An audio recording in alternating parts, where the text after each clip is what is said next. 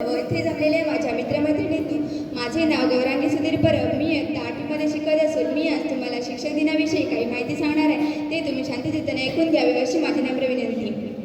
सर्वप्रथम तुम्हा सर्वांना शिक्षक दिनाच्या हार्दिक शुभेच्छा. गुरुर ब्रह्मा गुरुर विष्णू गुरुर्देव महेश्वरा गुरुर साक्षात परब्रह्म तस्मै श्री गुरवे नमः. सर्वांच्या आयुष्यामध्ये शिक्षकाचे स्थान हे अनमोल आहे. देवतांपेक्षा श्रेष्ठ असे कोणी असेल तर ते आपले गुरु. सर्व विद्यार्थ्यांना घडवणाऱ्या व त्यांच्या आयुष्याला चांगले वळण देणाऱ्या माझ्या सर्व गुरूंना माझा प्रणाम. शिक्षक म्हणजे अंधारात हरवलेल्या प्रकाशात आणणारा. 5 सप्टेंबर हा दिवस शिक्षक दिन म्हणून मोठ्या उत्साहात साजरा केला जातो. या दिवशी डॉक्टर सर्वपल्ली राधाकृष्णन यांचा जन्मदिवस असतो. डॉक्टर सर्वपल्ली राधाकृष्णन हे भारताचे दुसरे राष्ट्रपती होते.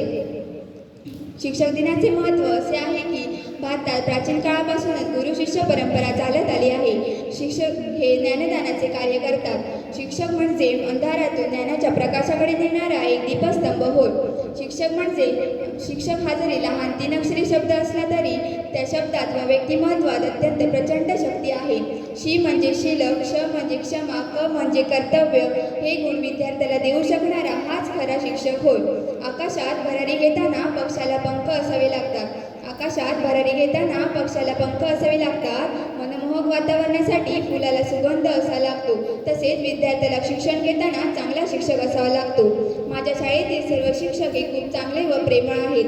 माझ्या शाळेतील सर्व शिक्षक मला चांगल्या प्रकारे ज्ञान देतात व माझ्यावर चांगले संस्कार व मला चांगल्या गोष्टी शिकवतात.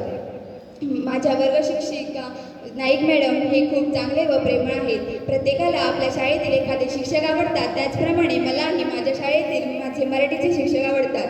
त्यांच्यामुळे मला मराठीसारखा विषय सोपा वाटू लागला आहे. मराठीचे शिक्षक म्हणजे सुतार सर हे माझे आवडते शिक्षक आहेत. ते खूप प्रेमळ व चांगले आहेत. माझे सर माझ्यासाठी नेहमी आदर्श राहतील. ते एवढेच बोललेत की प्रेमाचा शब्द स्नेहाचा स्पर्श आपुलकीची नजर